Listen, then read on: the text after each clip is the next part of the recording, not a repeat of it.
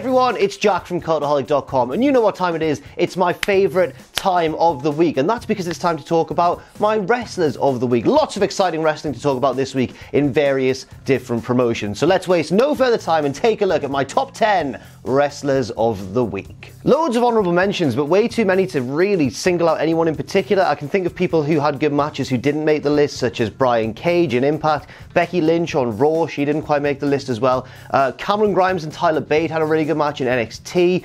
There was just so many. I can't even begin to. I mean, everyone in that 6-man tag team match in AEW, Hangman and Sammy Guevara had a good match in the opening bout of the show. There was so much good wrestling this week, but now, because of this whole Wednesday Night Wars kind of thing, it doesn't even feel like that big a deal anymore. I think the general quality of wrestling, because of NXT and AEW, has risen, and it's made Wrestlers of the Week that more compelling. How lucky we are. So let's just get straight on with the top 10. Number 10 this week is somebody who hasn't featured on Wrestlers of the Week at all, I don't believe. I ran like a Control F in like my spreadsheet of Wrestlers of the Week for both 2019 and 2018 and couldn't see him anywhere, and maybe I made a typo or something. I just don't think he's made it on the Wrestlers of the Week, which is a travesty and says a lot about the booking of this man, Cesaro. Cesaro was one half of probably the best match at Crown Jewel yesterday, taking on Mansoor and really helping the Saudi Arabian wrestler to a very good match. I mean, obviously the crowd were fully behind Mansoor, but Cesaro had to play his part as well, and as the more experienced man in the ring and as the better wrestler, that's no disrespect to Mansoor, Cesaro's just incredible, as the better wrestler, he really had to take a leading role, and I think he did a very, very good job in doing so. I think the fact that before Crown Jewel took place, I had a look at all of the matches and all of the predictions we all made, and I thought, well, to be honest, the most predictable outcome of all is that Mansoor will beat Cesaro. I thought that was pretty much nailed on, and even though that did happen, there were several near falls down the stretch that did cause me to second guess myself, and I think that really speaks to how good Cesaro was here. He also hit some incredible moves, as he does on offense, like the huge pop-up uppercut and everything like that. He also took some great bumps, like from the sunset bomb out of the corner towards the end. It was just a great Cesaro performance, and I think the fact that he's not made Wrestlers of the Week yet, well, it says two things. One, it says that he's being underutilized, but we all knew that, that's no secret. He's possibly the most underutilized star in all of WWE across all of its brands. But also, I think it says that maybe his better matches have just come during weeks when there's been good matches across the board and it's been difficult for him to fit in at any point. But I'm really relieved to finally welcome Cesaro to Wrestlers of the Week. 1 point for you. Next up, let's go to NXT and let's talk about the main event, that tag team match between the Undisputed Era and Matt Riddle and Keith Lee. Now, Matt Riddle and Keith Lee are probably two honourable mentions as well, but they took a pretty big loss to the Undisputed Era, and one half of that tag team is my number 9 this week. His name is Bobby Fish. Bobby Fish, as we all know, has suffered from injury problems here and there throughout his NXT run, really. It hasn't totally taken him out of action for great long stretches, I don't think, but it has meant that, well, they've had to implement the Freebird rule whenever the Undisputed Era have held those tag team titles, but also it means that he's not had as much of a chance to shine as the other 3 guys in his stable. So I'm actually really enjoying this run alongside Kyle O'Reilly at the moment, because I think that Bobby Fish is a fantastic wrestler. We all knew that he was back in his days in Ring of Honor alongside Kyle O'Reilly still, of course, and now we're getting to see it in NXT as well. We saw it during the early days of the Undisputed Era, then there was a bit of a dip due to the injuries and stuff, but thankfully Roderick Strong was on hand to carry a bit of the burden. But now Bobby Fish is back, firing on all cylinders, and the chemistry he shares with Kyle O'Reilly is just absolutely superb. They are, in my mind, one of the best tag teams in the world. But again, as always, I can't talk about Bobby Fish for too long, and it seems like whenever I include Bobby Fish on Wrestlers of the Week, this happens, what's about to happen here. So number 8 this week is Bobby Fish's tag team partner, Kyle O'Reilly. I always end up giving Kyle O'Reilly more points than Bobby Fish, and I feel really bad for Fish because I'm a big fan of his and I think he's wonderful. But Kyle O'Reilly, in my mind, does stand out a little bit more in these types of matches. He's more, I guess, I don't know, is he more of an overt wrestler with his expressions and stuff? He certainly has flashier offense, and I think that his comedic timing or just his general sense of selling is that little bit better than Bobby Fish's, who's more of a serious, grounded competitor. And even though Bobby Fish is great, I do feel like that leads to Kyle O'Reilly stealing the show just a little bit more. It's not like the Young Bucks, for example, where if there's a great Young Bucks match, sometimes I'll give Matt Jackson more points because he's the bigger character of the two. Sometimes I'll give Nick Jackson more points because he does the flashier moves. But in the Undisputed Era, Kyle O'Reilly is kind of the bigger character and has the more eye-catching moveset, in my opinion anyway. So yeah, it is pretty hard to give Bobby Fish his due. In fact, the fact that I've spent most of this entry talking about Bobby Fish instead of Kyle O'Reilly is maybe me trying to make amends. But no, Kyle O'Reilly was really, really good, and the fact that they got the pinfall, and not only that, but pinned Matt Riddle as well, who I think is probably higher in the pecking order than Keith Lee at the moment, really speaks to how strong the Undisputed Era looked this week. So 2 points for Bobby Fish, 3 for Kyle O'Reilly, 5 altogether. What a strong week for the Undisputed lads, and I cannot wait for them to steal the show at the next TakeOver, as they have a very good chance of doing so. Next up, number 7 this week goes to Cesaro's opponent, Mansoor. Now, Cesaro was probably, from just a fundamental level, the more impressive of the two in the match, but it was more of a huge result and a big match for Mansoor, the biggest match of his career so far. And while there was no question that Mansoor was going to pull out the victory, I was worried that it would just be a quick roll-up after 2 or 3 minutes. Instead, they gave them time, they really invested in this match, and allowed Mansoor to take us on a bit of a journey, a bit of a babyface journey, where it looked like he was going to lose, then it looked like he was going to win, then it really looked like he was going to lose when he was caught in the crossface, but he fought out, hit the super kick, and then eventually was able to pick up the victory with a gorgeous big moonsault from the top rope. And in the post-match promo, you could really see what this meant to Mansoor as well. I think that a lot of the emotion he displayed on the mic was genuine, or he's just a really good actor, but I certainly wouldn't blame him at all for getting genuinely emotional. It was an emotional night generally at Crown Jewel. In fact, I cannot believe I forgot to mention in the honourable mentions Natalya and Lacey Evans. Of course I should have done the first women's match in Saudi Arabia, and they both did really well given the circumstances. It wasn't the flashiest match or anything. The best match on the card was probably this one that I'm talking about, Mansoor versus Cesaro, but Natalya and Lacey Evans really did pull it out of the bag as well, and gave us a very significant moment. Next up, one of the more consistent wrestlers this week. Often, I give a big chunk of points if someone's had one really good wrestling match. That's usually the case anyway. But sometimes consistency wins the day, and that was certainly the case for Kairi Sane. First of all, on Monday Night Raw, which feels like forever ago now because we've had so much wrestling since then, Kairi was able to put on a really good opening match against Becky Lynch. And even though she didn't pull out the victory, it reminded us all what a great singles competitor she is. And even though I'm loving this tag team with Asuka, I do really enjoy Kairi Sane as a singles competitor as well, as I do with Asuka also. But yeah, Kairi reminded us all of why she was one of the best things about NXT during her run in the women's division there, putting on a great match with Becky Lynch. And yeah, even though she didn't pick up the victory, she did pick up a significant victory later on in the week on NXT. That's because she and Asuka came down to NXT, or came across to NXT, I should say, to take on Tegan Nox and Dakota Kai in a really fun tag match, one in which it's now become very apparent that the Kabuki Warriors are fully heel. Kairi Sane looked great in this match as well. Asuka was perhaps the slightly more dominant one, but I guess Kairi's performance here, coupled with that singles match against Becky Lynch, is why I'm giving her the points this week. Sorry, Asuka, who should also really have been an honourable mention. There were so many honourable mentions this week, I'm having to just slot them in as and when. I'm really conflicted generally about Kairi Sane just because she's such a natural and brilliant babyface, but she's such a good wrestler and performer generally that she's making this heel turn work. And even though I disagree with her being a heel, you can't argue with the fact that she is making the best of the situation, and she's just taken the heel ball and is running with it. The heel ball, yeah, why not?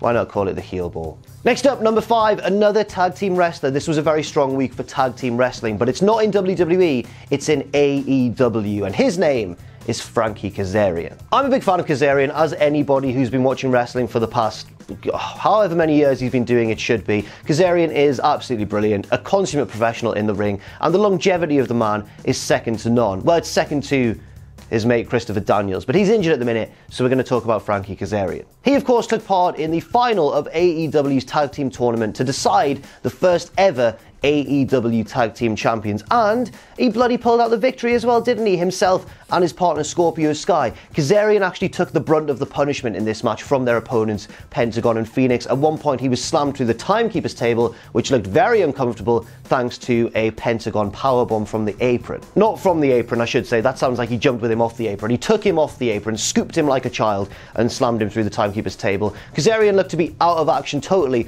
but recovered just in the nick of time to help his team win the match, and therefore become the inaugural tag team champions. But once again, like with Bobby Fish, I can't talk about Kazarian for too long because it's now time to talk about number 4 this week, his tag team partner, Scorpio Sky. Scorpio Sky has been just phenomenal in this tag team tournament. He's possibly, apart from maybe Luchasaurus, who sadly got injured, Scorpio Sky has been the biggest breakout star of this tournament. It sounds silly to say breakout star when you're talking about someone as experienced and storied as Scorpio Sky, but on a wider platform to a larger audience, as AEW was brought in, yeah, it probably was a breakout run of matches for Scorpio Sky. There was the whole thing where he subbed in for Daniels, and there was the whole shoe thing where he threw a shoe into the crowd, they threw the shoe back and everything, and then in this final match, he really was the standout star here, because Kazarian was taken out of commission towards the end. He really had to withstand a lot of punishment 2-on-1 against Phoenix and Pentagon, and really got the crowd behind him in doing so. He even got the winning pinfall for his team. Yes, Kazarian was able to slide in the ring, recovering from that table bump to, I guess, stop Phoenix from interfering in the pinfall, but the pinfall attempt itself was made by Scorpio Sky, who rolled up Pentagon as they were setting him up for their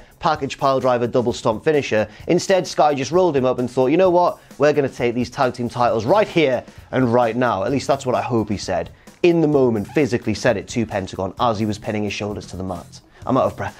That was a long sentence. So well done to both Frankie Kazarian and Scorpio Sky for not only their performance this week, but throughout the tag team tournament. Even though I thought, and kind of hoped a little bit as well, that Pentagon and Phoenix would be the first ever tag team champions, I have no issues at all with Scorpio and Kazarian holding the gold. Next up, number 8, and the new Impact Wrestling World Champion, Sami Callihan. Now, Callihan obviously main evented Bound for Glory, losing to Brian Cage in a title match in the main event in a very personal feud, because in the build-up, Callihan had bloody attacked Brian Cage's wife, hadn't he?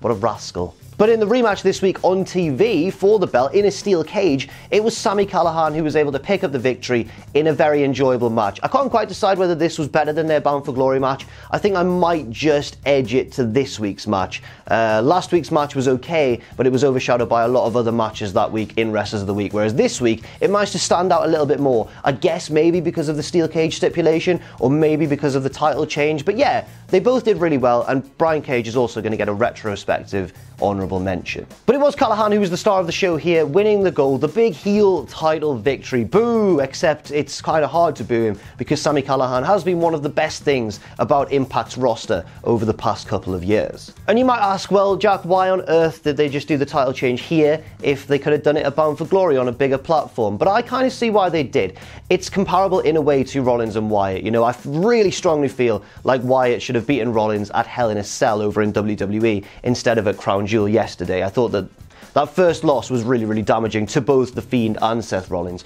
But in this case, I think it was wise for them to hold off on the title change until this episode of TV. The simple reason being that it was their first show on the new network, and I think that may have done a good job in getting new eyes on the product. Hopefully, at least. Hopefully. It's also really important as well because they're setting up Callihan for a title feud against Tessa Blanchard, and if she is to win the Impact World Championship, then that's a pretty groundbreaking result in the global world of wrestling, really. So we'll see where that goes heading forwards. But for now, well done Sami Callihan, the new Impact World Champion, and his first title reign. Now it's time to head over to the Emerald Isle, to Ireland, to OTT. There's whiskey in the jar, everybody.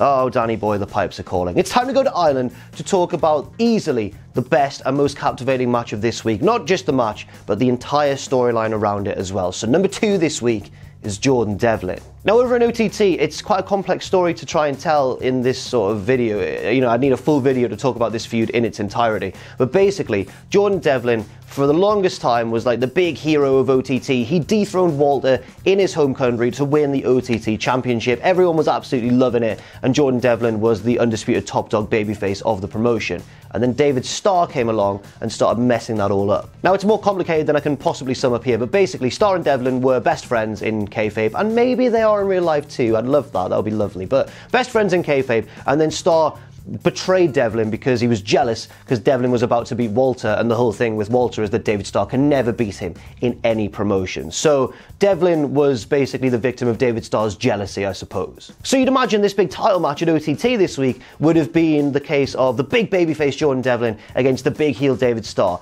and instead the dynamic was almost totally reversed in Devlin's home country as well. More on that in just a second, but the match itself was absolutely wonderful too. Even if this match had just taken place in a vacuum with no storyline around it, it would have still been a really good match. But with the storyline added in as well, and all the drama, and that wonderful crowd as well, one of the best crowds of the year in any promotion that I've seen, it's a definite match of the year contender. Absolutely phenomenal stuff from both men and the crowd and the promotion and just the storyline all the way through. Check out as well OTT's hype packages, because they have some of the best video packages in the game to date, including all of the major promotions. They're not just the best indie at doing it, they are maybe the best promotion at video packages in wrestling at the minute. But the big story coming out of the match, after a wonderful, wonderful series of near falls and just the ending of Jordan Devlin fiercely hanging on but unable eventually to kick out of a final big lariat from David Starr. The long and short of it is that Devlin has lost his title and has left. I can't tell if that's real or not, but he's left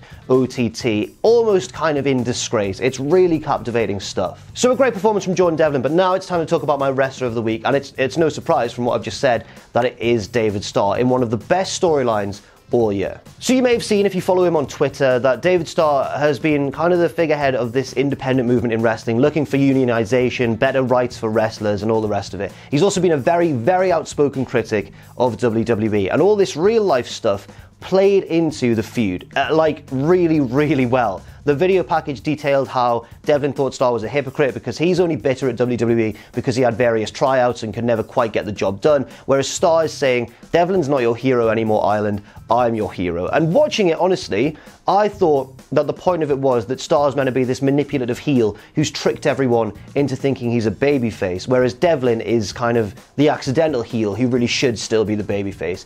Instead, what we got with the crowd reaction, even though it was split, was most people just unironically cheering David Starr, just turning against their hometown boy and cheering for this like mustachioed villain who's going to come and take the title from him. It was so unique and so bizarre, but really interesting at the same time. Now, I don't really want to impose my own thoughts on this storyline because they've been doing a phenomenal job with it, and I don't want to tell them what to do at all just because I'll sound really cocky, and they've been doing just such a better job than I could possibly dream of in crafting this storyline. But at the same time, I really, really want David Starr to do a kind of CM Punk Ring of Honor thing, you know, the devil convincing the world that he didn't exist kind of thing, where he turns heel again and we were all suckers, and then Devlin's got to come back and be the hero once again. That's how I think the storyline should go. But honestly, the work that both wrestlers and the promotion and the fans have all done as part of this, it's just been so great that I just don't care where it goes. I just can't wait to see what the next chapter is. But well done, David Starr, for not only, I mean, it's so weird to say, but the match itself, despite being a match of the year contender, was actually the least impressive thing about this, because it was actually the storyline and everything around it and the promos and all the character work from both men. But David Starr, well done. You are my wrestler of the week. So without any further ado, let's take a look at that lovely little league table. As you can see, heading down, not a lot has changed towards the very top reaches of the table because nobody was really in any high-profile matches this week. But as we get further down, we see there David Starr up into 12, pipping Phoenix and Tetsuya Naito. Just behind Naito is Jordan Devlin as well, his 9 points propelling him further up the top 25. And as we head a little bit further down, I think it's all pretty much the same from there on out. A big week of wrestling, but not too many ramifications on the Wrestlers of the Week league table. Thanks very much for watching, and let us know what you think in the comments section down below. You can follow Cultaholic on Twitter at Cultaholic and on Facebook at facebook.com/Cultaholic. If you enjoy what we do, then please do check out our Patreon, patreon.com/Cultaholic, where you can pledge. And don't forget, of course, most importantly of all, to hit subscribe and to join us.